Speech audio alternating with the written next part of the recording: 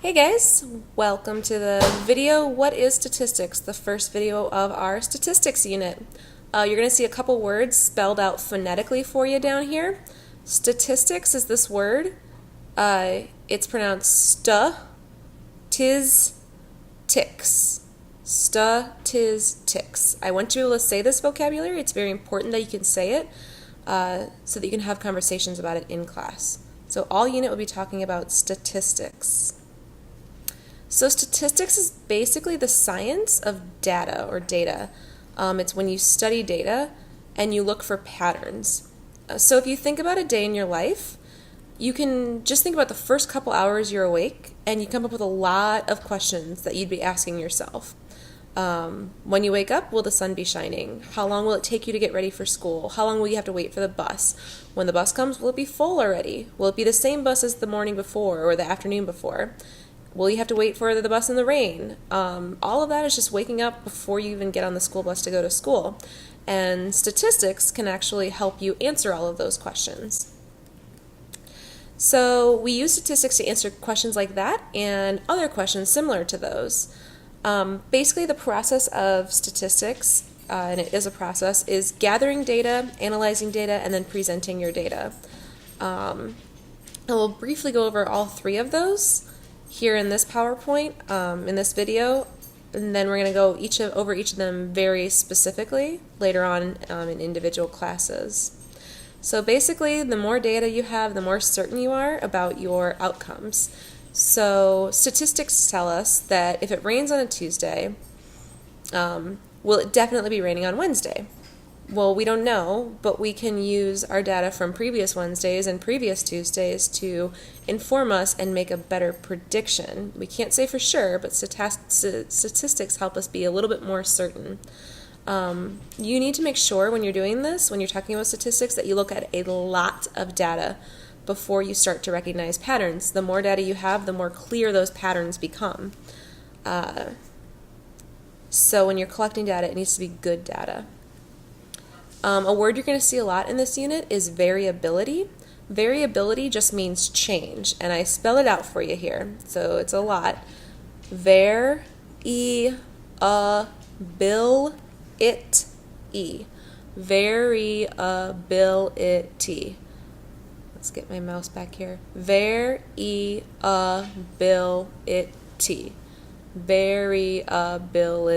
Variability. Okay? And variability is basically you want to have a lot of different data for your population. So basically you wouldn't collect data about what grade all the 6th graders are in. Why? Because the answer would all be the same. They're all in 6th grade. If you're talking about the grade level of different students, you would want to get a lot of students from a lot of different grade levels. That's variability, getting a lot of different answers. And variability shows up all throughout this whole process of statistics and data collection, interpretation, and presentation. So basically, when you're collecting data, you're anticipating variability. We only collect data to see the patterns in the world around us, to see if it's going to rain on Wednesday, or what the temperature's going to be, or are the Rams going to win on Sunday? Spoiler alert, probably not. We only need to see patterns when there's a lot of variability. So when things change a lot, that's when we start to study them. The weather changes every single day, so we study it so we can kind of start to predict, based on its history, what's going to happen. You're going to be collecting data, and mostly what you're going to do is design surveys. When you design your surveys, it's surveys where you ask people a lot of questions. You have to anticipate or predict that there's going to be a lot of variability in your data. Like I said, if you want to gather information about the 6th grade class, and only the 6th grade class, you wouldn't design a survey that says, what grade are you in? Because you're not going to get any variability there, and you're not going to be able to do anything with that data. There is no real data there. So when you plan for your variability, when you're collecting your data, okay, through surveys, usually, you plan for variability. You want to make sure you ask a good group of people. You wouldn't just ask the 6th grade what grade they're in. We'll go back to that old example. You wouldn't ask all the teachers what their job is, okay? That's not good data. You're not asking a good group of people. The group of people you're asking is actually called the population, and we will talk about that in a little bit. but a population is just a group of people. And when you're talking about statistics, it's the group of people that are involved in your data collection.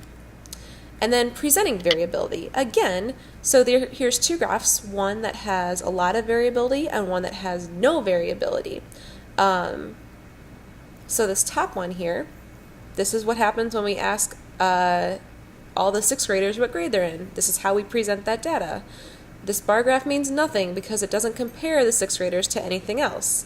However, if I ask the entire middle school what grade they're in, well, then you can see the sixth grade has 85 people here because it's blue, the seventh grade has 80 people, and the eighth grade has 90 people. Those are estimated numbers. I just made them up for this graph. Don't worry about it. I'm not sure if those numbers are right.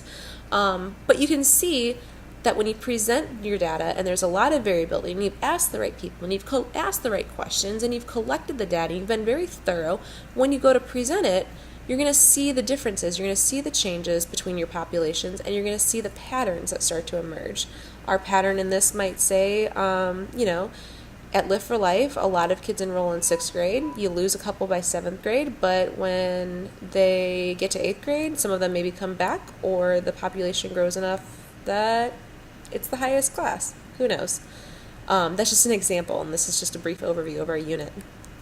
And then you draw conclusions. So you have all this variability, you've done really great surveys, then you're going to use your data and your variability to draw conclusions about, about your population and make predictions about the future. Okay? This is why we do statistics. We look at the past to predict the future. And we do that using math, which is pretty awesome because it's nice and concrete. True, statistics aren't always 100% accurate, and we're going to talk later about how there's ways to kind of like manipulate statistics and make them say what you want them to say, which is kind of cool and kind of weird and sort of awesome to learn about. So if I said it's rained every single Thursday since April 2nd, will it rain this Thursday? You can't say for sure what's going to happen, but you can use your data from the past to inform your prediction. So you could say, yeah, it rains every single Thursday in St. Louis. Obviously, it's going to rain next Thursday. That might not actually happen. You might not be 100% accurate, but you'd be closer the more data you have. So just to review, this is our last slide. Statistics are when you look for patterns in your data. You look for patterns to inform you inform you about the world around you. Statistics always starts with good questions. That's the first thing we're going to learn about in our statistics unit is asking the right questions. You also need to ask the right people. That's the right population. And you need to make good presentations on your data. So when you're presenting your data to other people, you want to make sure that the graphs are accurate and that they reflect all the hard work you've done.